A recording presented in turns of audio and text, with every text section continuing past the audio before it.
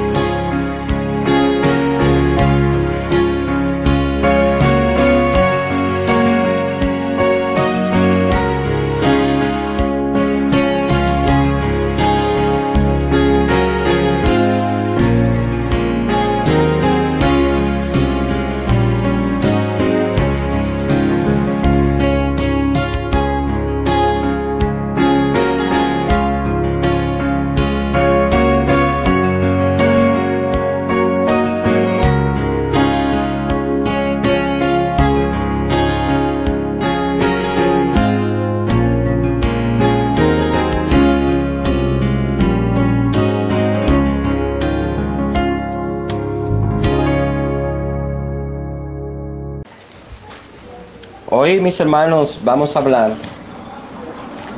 acerca de la oración evangelística.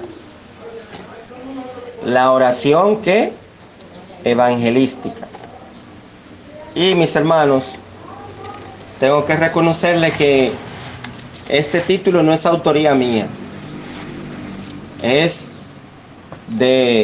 Estamos tomando la predicación de hoy es en base a una clase que yo estoy dando en el seminario de exposición de las epístolas pastorales, como es 1 y 2 Timoteo y Tito. Y lo estamos haciendo a la luz del libro de texto del comentario del Nuevo Testamento de John MacArthur. Y en eso está basada esta predicación. Hay comentarios míos, pero la mayoría es de este siervo del Señor, MacArthur. Así que vamos a hablar de la oración evangelística, aunque ustedes vean que solamente tuvimos la lectura de 8 versículos, pero esos 8 versículos nos pueden tomar a nosotros 2 domingos. Vamos a ver hasta dónde llegamos hoy. Y mis hermanos, recordemos que estamos viviendo en tiempos donde se necesita mucha oración por los perdidos en cualquier parte del mundo. Ya no solamente se puede orar por los que viven en África, en Asia, en China. No, hay una corriente depravada, una imposición del nuevo orden mundial que se quiere imponer en todos los países. Y en todos los países prácticamente está habiendo desórdenes, de que por justicia, porque detrás de qué se esconde, mis hermanos, de que defendiendo la minoría, las minorías, defendiendo de que no haya racismo, defendiendo los más desposeídos, y esas son causas justas, ¿verdad que sí? Sí, son causas justas. Pero ¿qué sucede? Detrás de eso se está colando, se está metiendo muchos asuntos depravados. Y de tal manera, mis hermanos, que hay grupos que se exceden. Por ejemplo, usted sabía, esto yo me di cuenta en unos reportajes que uno ve en las redes sociales. ¿Usted sabía que hay homosexuales que no están de acuerdo con el grupo LGBTQ? Hay homosexuales que no, porque ellos entienden que se están excediendo. ¿Ven, mis hermanos? ¿Por qué? Porque de todo eso hay un plan macabro diseñado para todo el mundo. Y hay homosexuales que no están de acuerdo con que se adoctrinen a los hijos desde kindergarten con la ideología de género. Eso yo me he dado cuenta. Claro, eso no los pone santos a ellos. Ellos también tienen que arrepentirse. Y son la minoría. Pero sí hay. O sea, lo que pasa es, mis hermanos, que estamos viviendo en tiempos peligrosos, difíciles. Cosas que nunca vamos a haber escuchado. Hasta la propia naturaleza, por causa del pecado, se está negando. Mire, por ejemplo, tenemos esta pandemia del coronavirus. Eso yo creo que es juicio de Dios. Terremotos. Mire, en México hubo un terremoto. En China se murieron 100 y pico de personas por unas lluvias, unos torrenciales lluviosos que hubieron por ahí. Y aquí en este país ahora se ha cogido la mala práctica de hacer cacerolazos, cuando eso no es costumbre de nosotros. ¿Sabes lo que es cacerolazo, verdad? Por lo menos en la capital es que más se ve, de que tocar cantina vacía, protestando.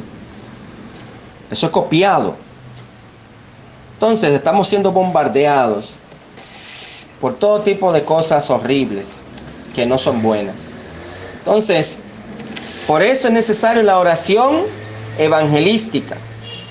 ¿Qué cristiano no ora por la salvación de los amigos y los seres queridos que no conocen al Señor?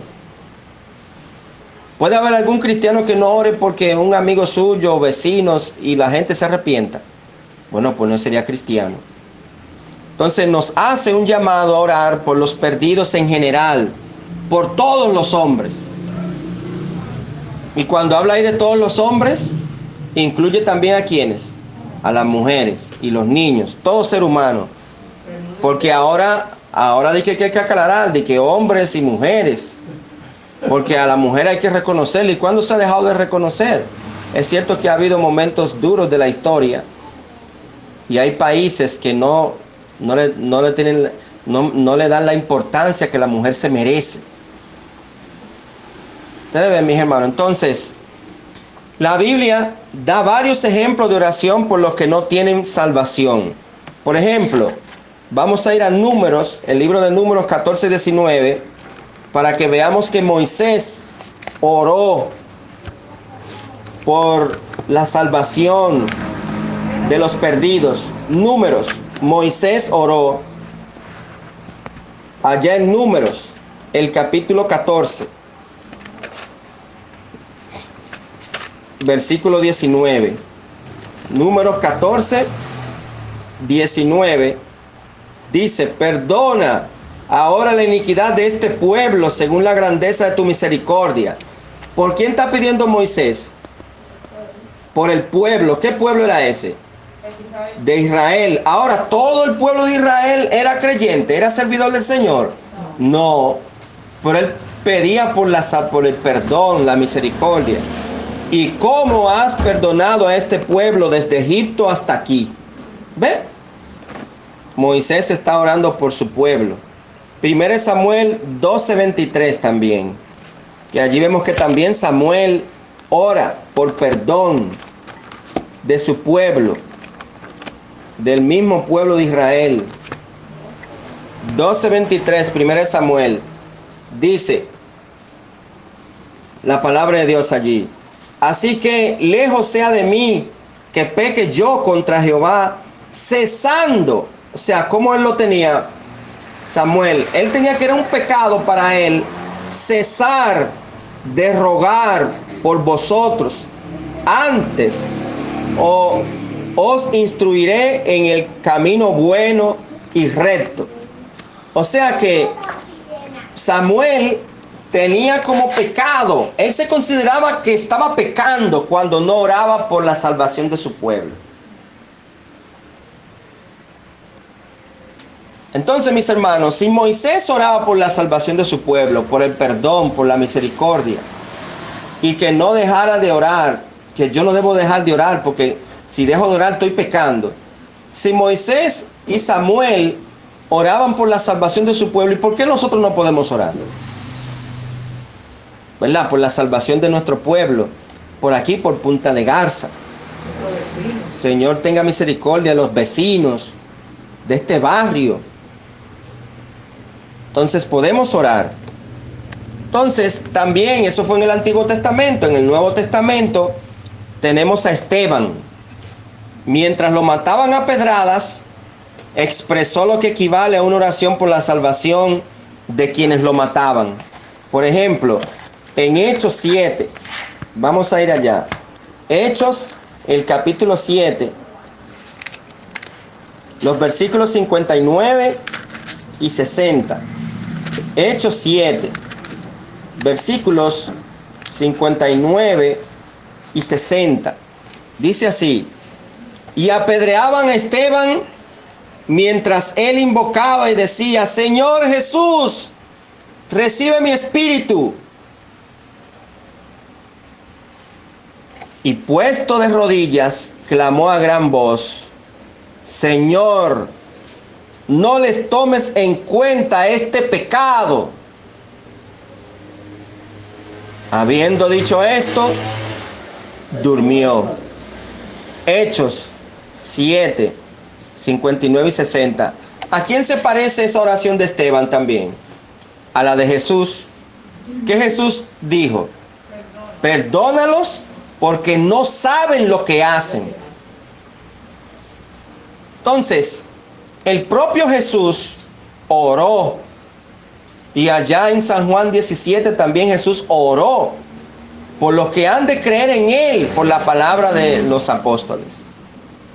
Y eso somos nosotros. Y todos los que restan por creer. Entonces, mis hermanos, y Esteban oraba, aún le estaban haciendo a Esteban lo estaban matando y él pedía perdón. ¿Usted sabe lo que es eso, mis hermanos? Y lo que más regularmente pasa es que el que me hace un daño, orar yo por él. Ojalá y le caga un rayo. La gente dice eso. Entonces, vemos, mis hermanos, también que Pablo tenía un profundo deseo por la salvación de los israelitas. Romanos, vamos a Romanos, el capítulo 9. Romanos 9. Vamos a ir al libro de Romanos, el capítulo 9, versículos 1 a 4. Verdad digo en Cristo, no miento, y mi conciencia me da testimonio en el Espíritu Santo, que tengo gran tristeza y continuo dolor en mi corazón, porque deseara yo mismo ser anatema, separado de Cristo, por amor a mis hermanos, los que son mis parientes según la carne, que son israelitas, de los cuales son la adopción, la gloria, el pacto, la promulgación de la ley, el culto y las promesas, de quienes son los patriarcas, y de los cuales, según la carne, vino Cristo, el cual es Dios sobre todas las cosas, bendito por los siglos. Amén. ¿Qué sentía Pablo por el pueblo de Israel? Tristeza y continuo dolor. ¿Por qué? Porque él oraba por ellos, por la salvación de ellos, porque estaban perdidos. Entonces, mis hermanos, hemos visto que en el Antiguo Testamento Moisés y Samuel oraron por la salvación de su pueblo. En el Nuevo Testamento vemos que Esteban y Pablo oraron por la salvación de su pueblo. Y sobre todo también Jesús. Entonces, por eso es importante orar a Dios por la salvación de la gente, de nuestros familiares, de nuestro barrio, de nuestro pueblo, de nuestra provincia, por nuestro país, por el mundo. Entonces, por eso es que se le llama a esta porción la oración evangelística. Es cierto que hay que predicar, pero yo no puedo concebir que una gente salga a predicar sin primero orar y deseando que esa gente se arrepientan. Entonces, vamos a ver ahora nuestro primer punto. La oración evangelística. Entonces vamos a ver el carácter de la oración evangelística. El carácter de la oración evangelística. ¿Qué dice el versículo 1 de 2 Timoteo 2?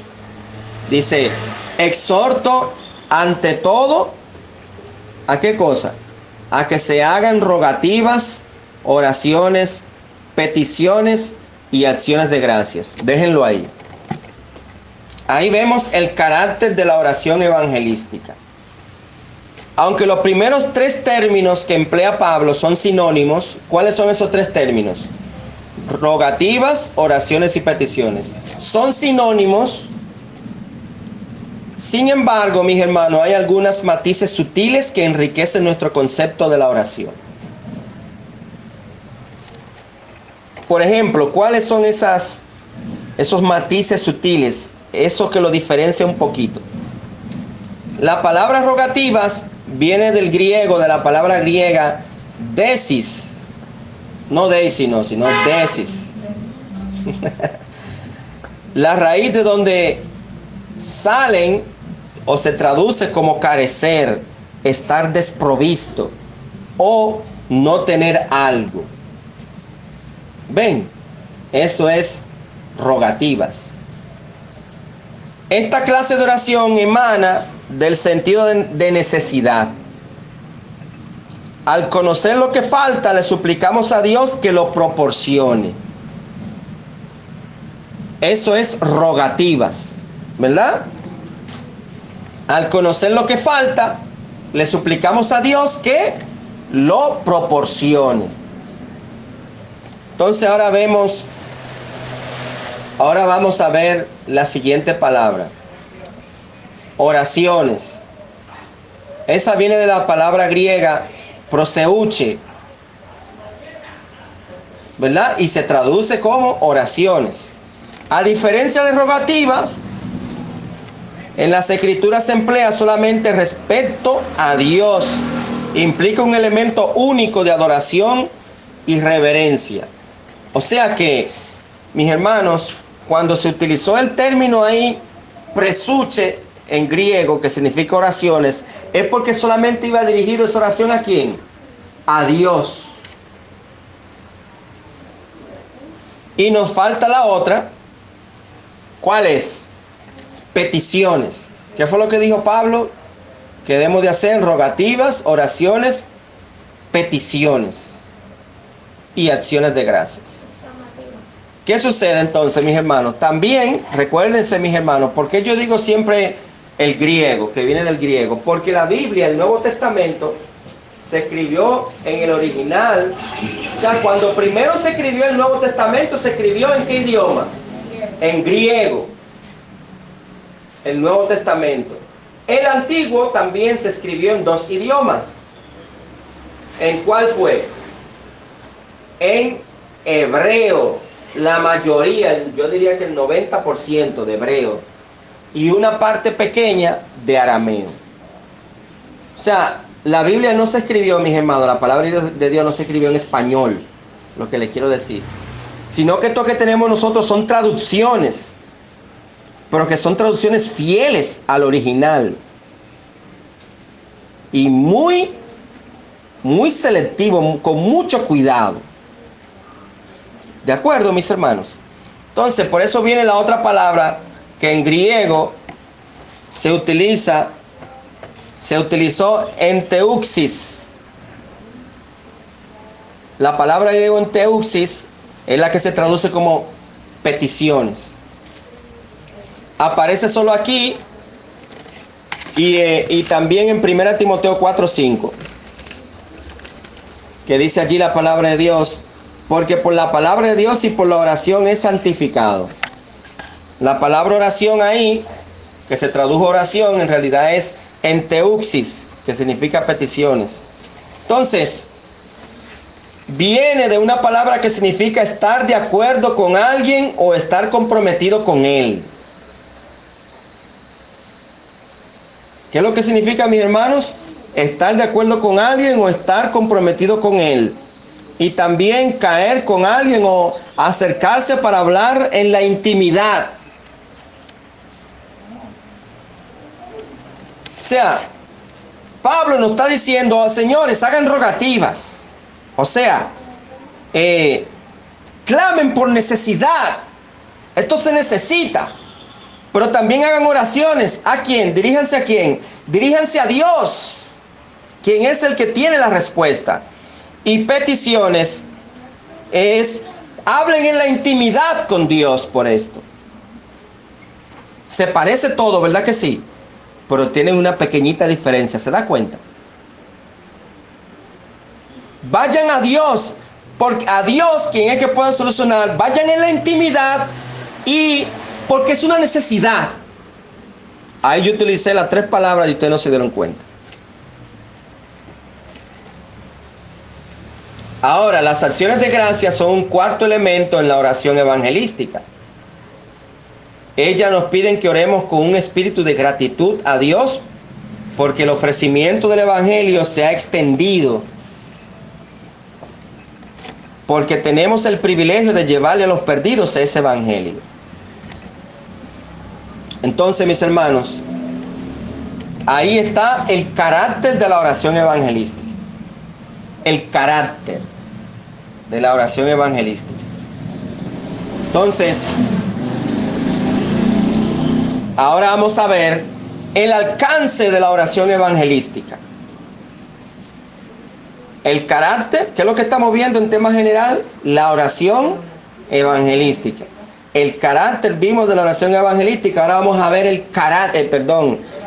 alcance de la oración evangelística. Y eso se encuentra al final del versículo 1.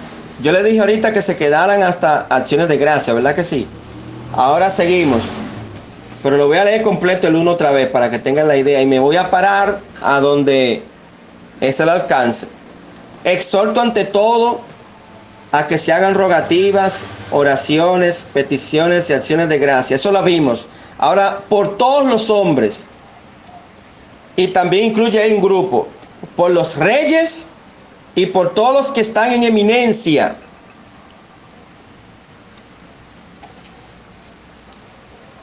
¿Por quién es? Por todos los hombres. Y aquí lo incluyó Pablo ahí. Por los reyes y por quiénes más.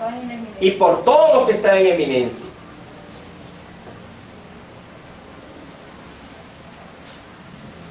Aquí yo tengo una reflexión, mis hermanos, personal. El alcance de nuestras oraciones va más allá de nuestros familiares.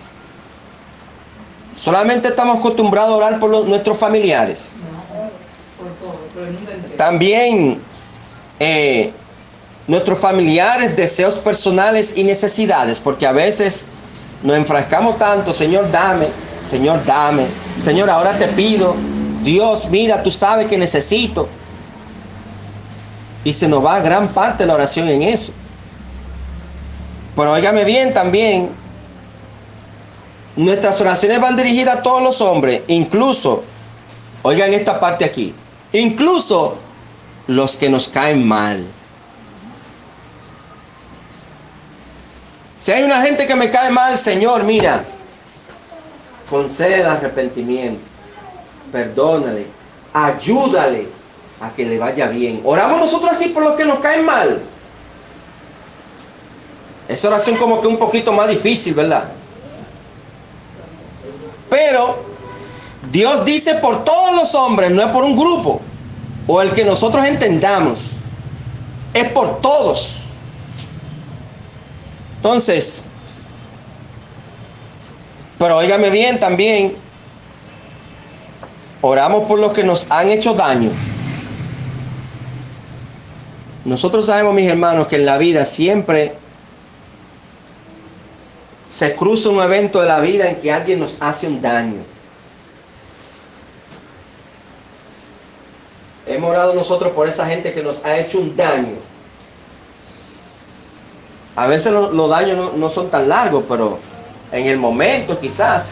Pero hay daños a veces que se extienden, que todavía estoy padeciendo ese daño que me hizo fulano. Entonces, mis hermanos, ¿verdad que el alcance se va lejos? Porque es fácil decir, Señor, por todos los hombres yo te pido.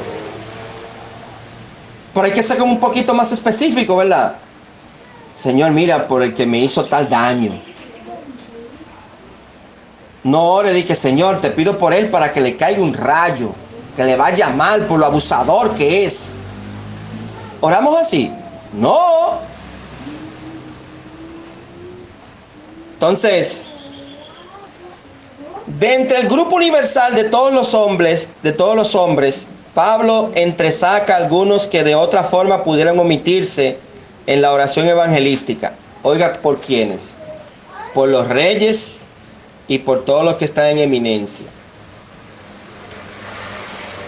Claro, ustedes saben, mis hermanos, que en ese entonces no había presidentes.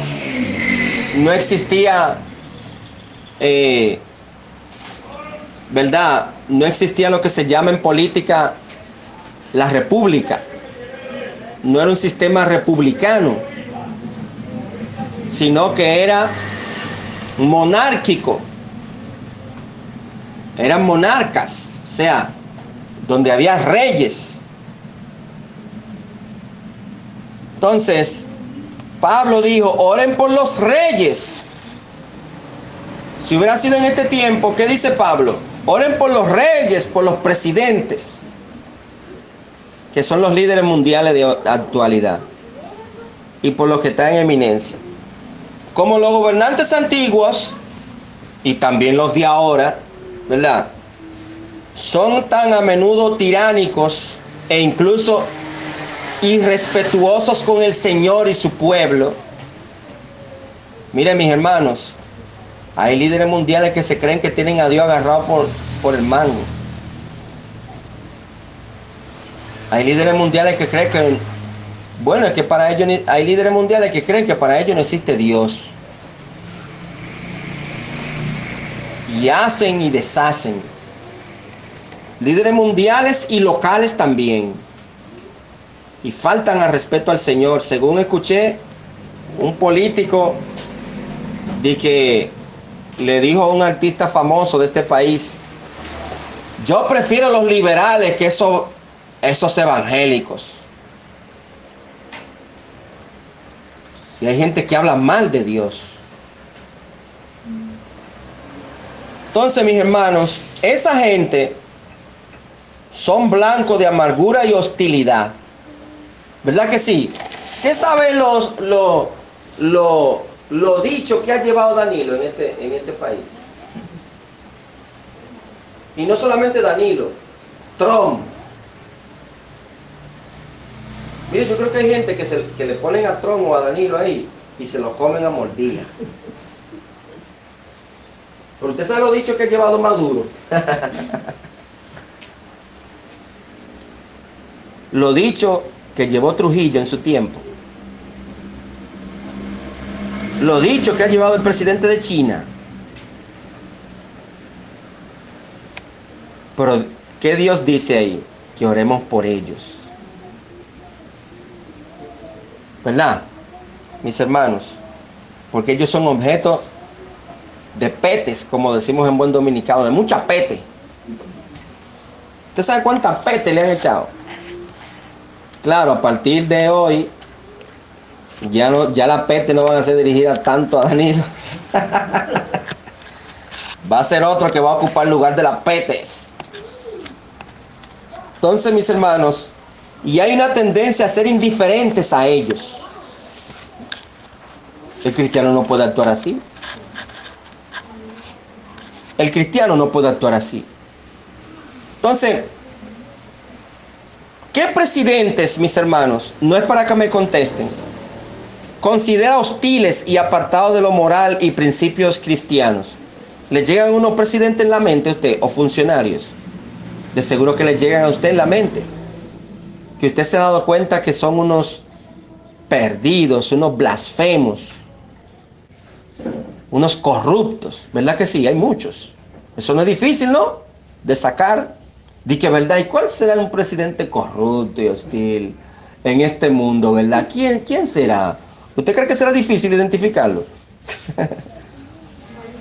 Ahora bien, estamos orando por ellos.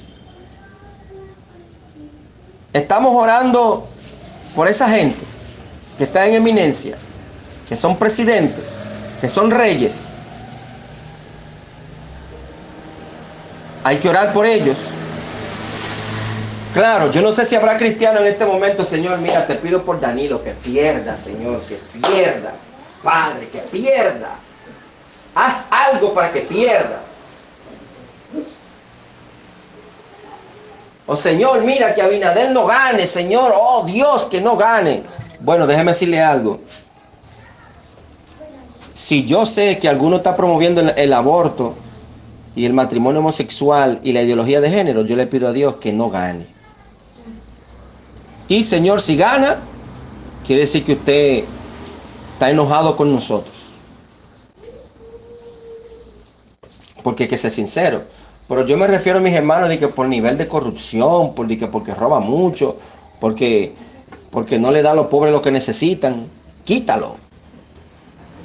Entonces, tal negligencia es grave pecado, opina MacArthur, ¿verdad? Debido a la autoridad y responsabilidad que los líderes tienen. O sea, al igual que Samuel, que consideraba que era un pecado si él no oraba por su pueblo, MacArthur cree que es un pecado no orar por los líderes. Bueno, yo creo que es un pecado porque dice aquí, exhorto ante todo a que se hagan rogativas. O sea, yo los exhorto a ustedes. Si yo no lo hago, no estoy oyendo esa exhortación. Pablo aquí le pide a la iglesia en Éfeso que ore por el emperador, que en ese momento era el cruel e implacable blasfemo Nerón. Cuando Pablo escribió esta carta, mis hermanos, a los Efesios, ¿usted sabe quién era el emperador? Nerón. ¿Usted sabe quién fue Nerón? Nerón mandó a quemar a los cristianos en la hoguera, muchos cristianos, y los perseguía. Trujillo no le daba ni por los tobillos a Nerón. Y no solamente eso, mandó a quemar, ¿usted sabe a quién? A Roma. ¿Usted se imagina un presidente que manda a quemar a un pueblo? ¿Cuántos se van ahí quemados? Pero cuando Pablo dijo, oren por los reyes y los que están en eminencia, ¿quién usted cree que le llegó a la mente a la gente en Éfeso? Nerón. ¿Cómo que Pablo quiere que oremos por ese blasfemo? Porque, mis hermanos, Timoteo era pastor en la iglesia en Éfeso.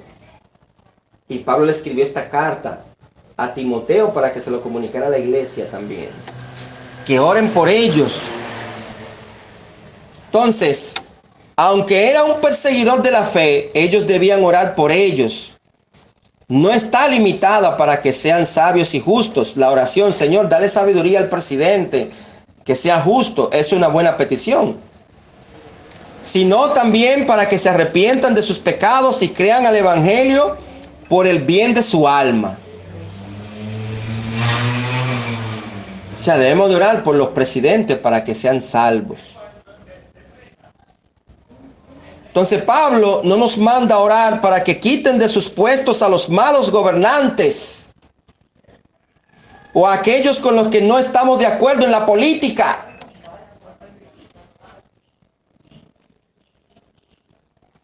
¿En qué lugar de la palabra de Dios nos manda a orar? Le pidamos a Dios que quite a alguien. ¿Y se merecen que se quiten o no? Sí, se merecen. Pero Dios no nos manda eso. O por lo menos aquí no lo dice. Y dice, los creyentes deben ser leales y obedientes a su gobierno. Vaya a Romanos 13, mis hermanos.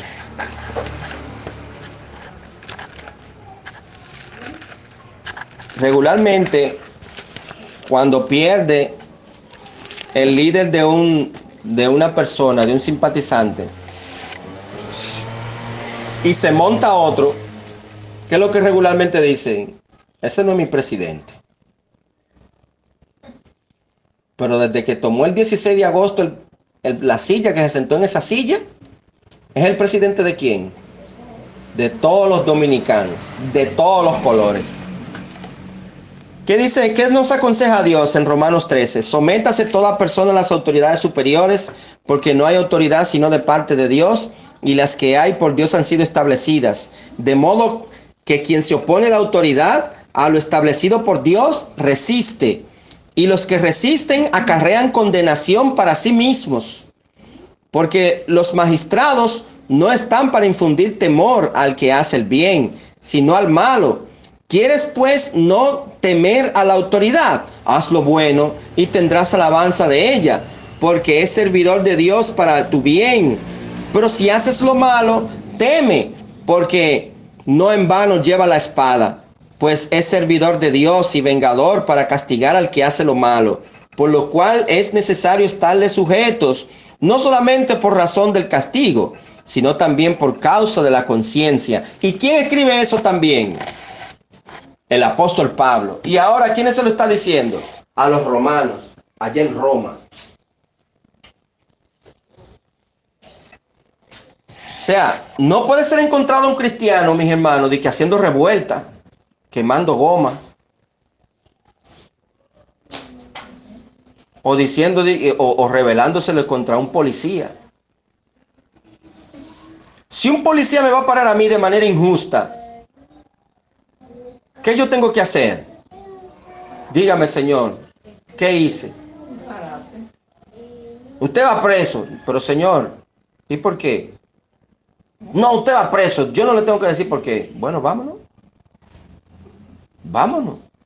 Usted es la autoridad. Si yo le digo, pues no me voy a ir, no hay razón para usted llevarme preso. ¿Usted sabe qué yo estoy haciendo ahí? Me estoy rebelando. Olvídese, mis hermanos, si me llevó a la cárcel, Dios va conmigo ahí, porque me estoy sometiendo. Y Dios me va a ayudar a que se aclare todo. Y voy a salir. Y si no salgo, bueno, algún propósito tendrá Dios. Porque hay muchas injusticias. Ustedes saben, mis hermanos, que ha salido en las noticias que hay gente que ha pagado condena sin haber hecho nada.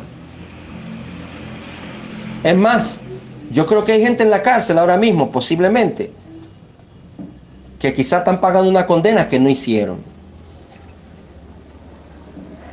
Estaba yo hablando con un militar en esta semana pasada y le dije, mire, se está perdiendo el respeto a las autoridades, porque ustedes, Dios los pone para servirnos. Ahora ustedes tienen que hacer un buen trabajo. Y él me contó de un hecho, mi hermano. Hay un expediente que le levantaron a un militar porque llevó preso a un civil, pero ese civil estaba pegado con un general retirado, oigan eso, que ni siquiera activo. Y le hicieron un expediente a ese militar grandísimo.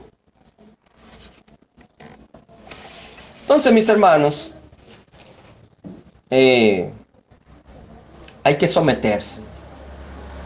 Las próximas autoridades que vengan, si no fue el líder o el simpatizante que uno esperaba, hay que someterse. Eso es lo que Dios dice. Entonces, si la iglesia actual tomara el tiempo y la energía que gasta condenándose o codeándose con los políticos y en el cabildeo, buscando ventaja, porque hay muchos políticos. Bueno, yo estoy en un grupo social, en un grupo de redes sociales, que me enviaron una serie de pastores que están aspirando con el líder tal. Pero usted sabe lo que es eso, mis hermanos. Una lista de pastores, de que el único partido que tiene tantos pastores. De que para que vieran que es un partido honesto, serio.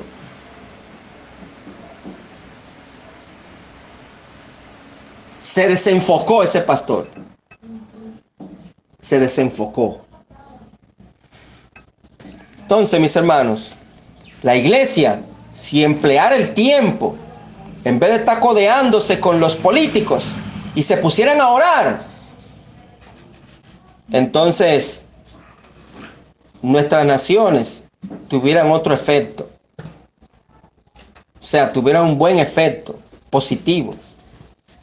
Entonces, de estos aprendemos que la iglesia primitiva muchas veces en los peores momentos de la persecución oraba por los gobernantes no cristianos. La iglesia primitiva, los primeros cristianos estaban sometidos a persecuciones físicas, como hay muchos en algunos países, y ellos oraban por sus gobernantes. Y si queremos influir en nuestra sociedad de la misma forma que los primeros cristianos, debemos seguir su ejemplo. Entonces, mis hermanos, parece que esta predicación va a ser en 2 partes. Ya lo vamos a dejar hasta aquí y lo vamos a seguir, Dios mediante, la semana que viene, cuando ya sepamos quién se está perfilando. Pero estamos viendo, mis hermanos, la oración evangelística. El carácter de la oración evangelística vimos y el alcance de la oración evangelística. Así que lo vamos a dejar hasta aquí. Y vamos a orar. Señor, gracias te damos por tu palabra. Oh Dios, gracias. Porque ella nos dice la verdad, nos enseña la verdad, Padre Celestial. Dios mío, guárdanos de dejarnos llevar de las pasiones del mundo, inclusive nuestras propias pasiones y deseos, referente a lo que nos gusta o no nos gusta de un líder gobernante, sea en nuestro país o fuera de nuestro país. Señor, y ayúdanos a orar, pero para salvación de ellos, que usted le dé sabiduría a dirigir los destinos de las diferentes naciones, Padre Celestial. Y desde luego, Señor, los planes también que tengan, que no te agraden y vayan a hacer daño, usted lo estorbe. No te pedimos que los quite, pero sí estórbalos, Señor. Que no hagan lo que ellos quieran, sino lo que usted quiera. Porque ellos no hacen lo que quieren, Padre Celestial. O ellos piensan que hacen lo que quieren. Ahora, Señor, siga dirigiendo lo que resta en esta mañana, en este día. Y gracias te damos por todo, Padre. En el precioso nombre de tu Hijo amado Jesucristo, te pedimos estas cosas con acción de gracias. Amén.